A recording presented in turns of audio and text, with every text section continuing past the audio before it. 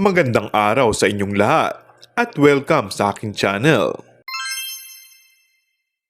Planado na umano ang bakasyon ng pamilya ni Coco Martin ngayong Holy Week. At ayon sa isang source, ay pinaglaanan raw talaga nila ito ng nobyang si Julia Montes.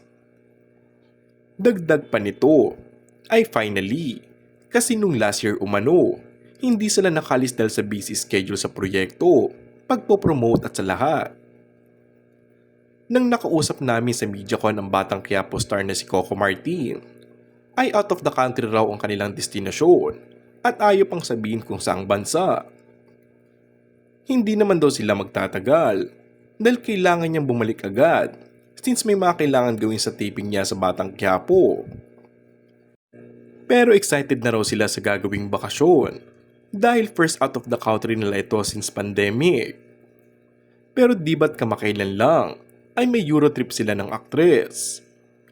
Baka ang tinutukoy ni Coco ay first trip kasamang napapabalitang anak nila ni Julia, first trip na makalabas ng bansa. Matatandaan kasi nag-European tour sila noon. Samantala, walang pag-amin o pagtangging sagot mula sa dalawa tungkol dito. Marahil ang nasa isip nila at naisabihin sa publiko ay what you see is what you get. Ang huli naming nasagap na balita, kasama ito sa birthday vacation ni Julia, ang gagawing bakasyon ng kanilang pamilya.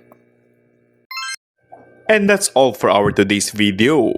Kung bago ka lang sa aking channel ay mag-subscribe at pindutin na rin ang notification bell. Maraming salamat!